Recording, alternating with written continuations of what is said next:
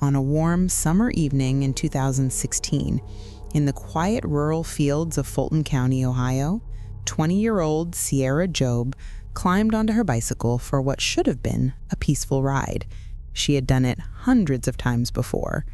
The sun was beginning to set, the roads were calm, and Sierah, an athletic, bright, loving young woman, was simply enjoying a routine moment with her boyfriend.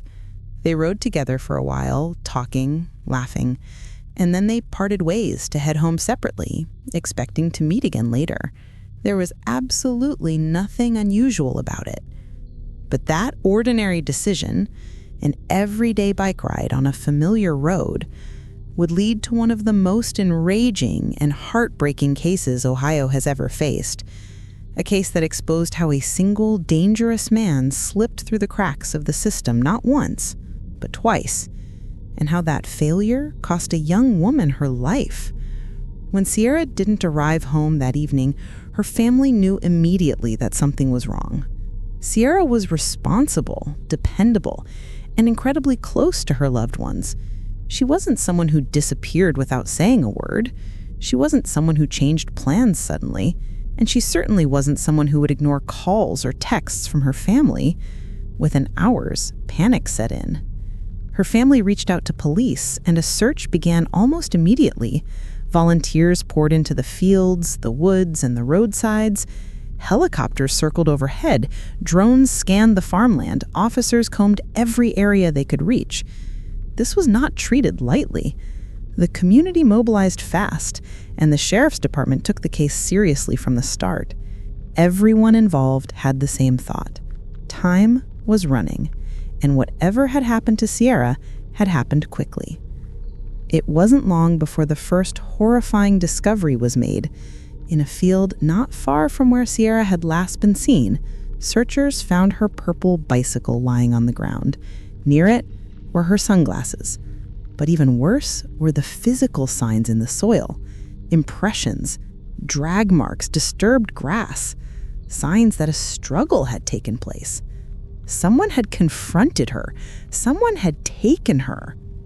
The bike wasn't crashed. It wasn't damaged in the kind of way that would suggest an accident. It had been dropped, forced from her. The area spoke clearly. This wasn't an accident. It wasn't a misunderstanding. It was a kidnapping. And standing barely 300 yards from that spot was a house belonging to a man named James Bean Worley, a name that would soon become synonymous with horror in the state of Ohio. When investigators knocked on his door, Worley played the role of the friendly, cooperative neighbor. He told the deputies he hadn't seen anything unusual. He had no idea what happened to the missing girl. His tone was calm, polite, conversational. But something about him didn't sit right with the officers.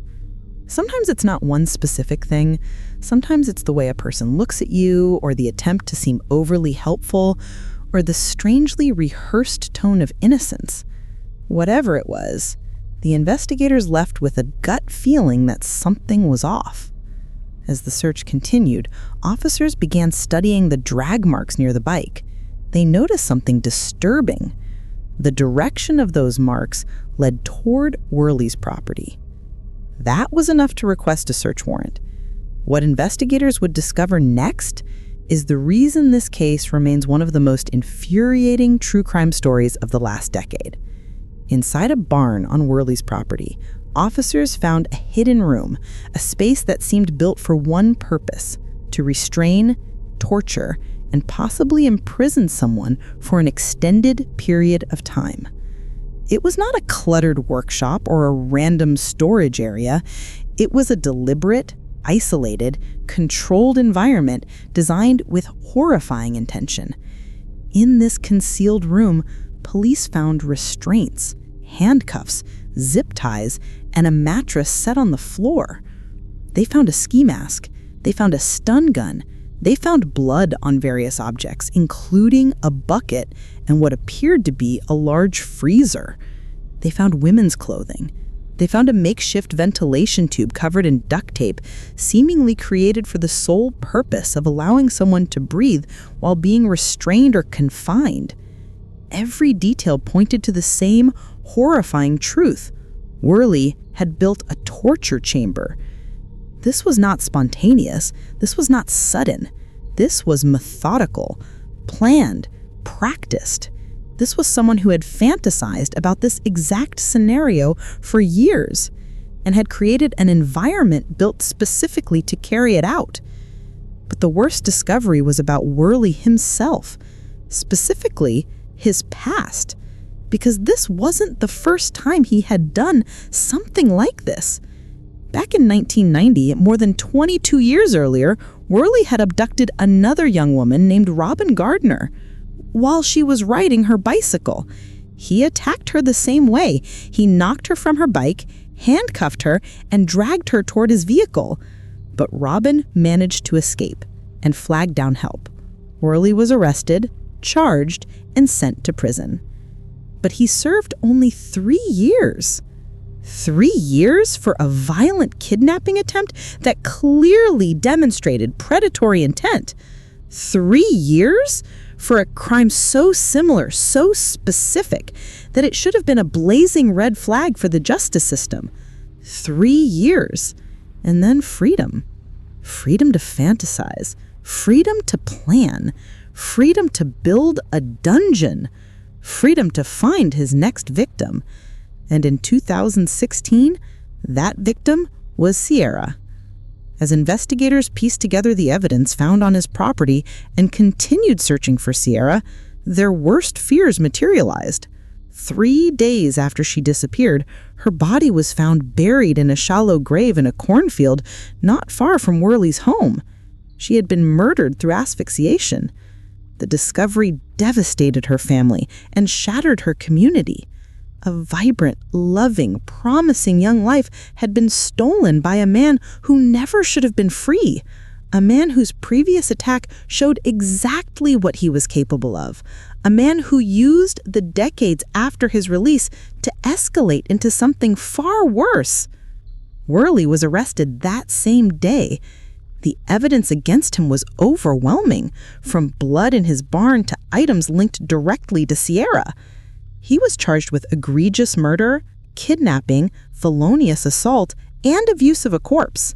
The trial was explosive, emotional, and filled with horrifying testimony about the items found in his secret room. Ultimately, he was convicted on all major charges and sentenced to death. But for Sierah's family, the conviction wasn't nearly enough. Because her murder, as horrible as it wasn't random. It wasn't unpredictable. It wasn't unforeseeable. It was preventable. The real fury of this case comes not only from the brutality of the crime, but from the fact that the system failed far earlier, in 1990, when Worley should have been labeled, tracked, and restricted after his first abduction attempt. Instead, he was released quietly into society, blending back into rural life, living as if nothing had ever happened. Sierah's mother decided that this could never happen again. She refused to allow her daughter's name to fade into the growing list of preventable tragedies. She became an advocate. She became a fighter. And she helped create what is now known as Sierah's Law. Passed in Ohio in 2019, Sierah's Law established a statewide violent offender database, a registry similar to the sex offender database, but specifically for people convicted of brutal, dangerous, violent crimes, the kind of people who escalate, the kind of people who reoffend, the kind of people who should never be allowed to slip under the radar again. Under Sierah's Law, individuals convicted of specified violent felonies are required to enroll in this public database and update their information regularly. Law enforcement agencies can access it instantly. Community members can search it. If this law had existed in 2016, Worley would have been flagged within minutes. His violent past would have been obvious. His property would have been scrutinized sooner. The search would have narrowed instantly. And there is every possibility, every heartbreaking, gut-wrenching possibility that Sierah would still be alive. Instead, That law came too late to save her. But it now protects millions across the state and serves as a model for other states considering similar legislation. Through her family's strength and relentless fight for justice, Sierah's legacy now prevents predators from hiding in plain sight. Her name is permanently tied not only to tragedy, but to meaningful, life-saving reform. The story of Sierah Joughin is a story of innocence, stolen youth, and systemic failure. It is a story that enrages because the evil that took her life had been clearly visible years earlier. It is a story that breaks hearts because she deserved so much more than what happened to her. But it is also a story of resilience because her family transformed grief into action and action into change. Sierah should still be here today. She should be laughing with her family, building her future, celebrating milestones, growing older, and living the life she deserved. Instead, her story is a reminder of the dangers that slip through the cracks, the importance of vigilance, and the necessity of laws that protect the innocent from the violent. Her name now represents strength. Her life now inspires change. And through Sierah's law, her legacy continues to save lives. May she never be forgotten.